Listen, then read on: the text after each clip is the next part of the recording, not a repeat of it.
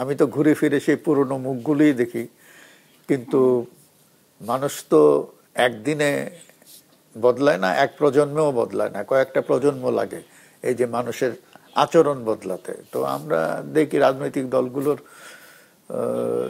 মানে তাদের অতীত থেকে বা ভুল থেকে শিক্ষা নিয়েছে, ভুল স্বীকার করেছে, এরকম দৃষ্টান্ত খুব কম, একেবারে নগণ্য।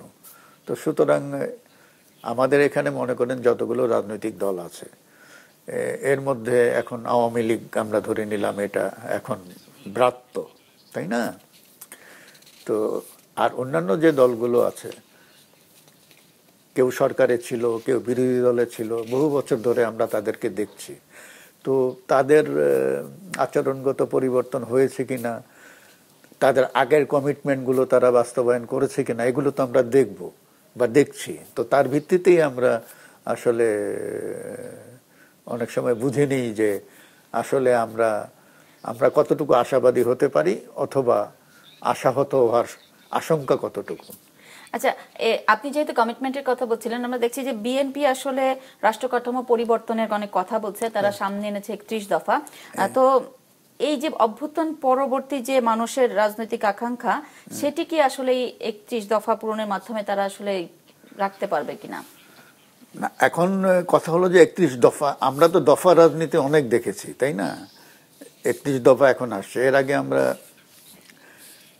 জিয়াউর রহমানের 19 দফা দেখেছি, এরশাদের 18 দফা দেখেছি। প্রত্যেকটা দফায় কিন্তু সুন্দর সুন্দর কথা থাকে। 3 জোটের রূপরেখা আমরা দেখলাম। তো 3 জোটের রূপরেখা হোঁচট খেলো, এটা খুব অবাক করার ব্যাপার যে 3 জোটের রূপরেখায় কিন্তু 2 জোটের বড় 2 নেত্রী সই দেন নাই। হ্যাঁ, বলেছেন, হ্যাঁ, কিন্তু সই দেন নাই। এরকম অনেক ঘটনা আছে। তো ফলে হচ্ছে কি যে আমি এটা করব, আর এটা প্রতি আমার আপত্তি আছে, এটা ক্লিয়ার বলতে পারে রাজনৈতিক দলগুলো। কিন্তু যেটা আমি করব বলছি, সেটা আমি কতদিনের মধ্যে করব, ওইটার তো কোনো ইয়ে নাই। এটা কি 3 মাসের মধ্যে করব না 30 বছরে করব?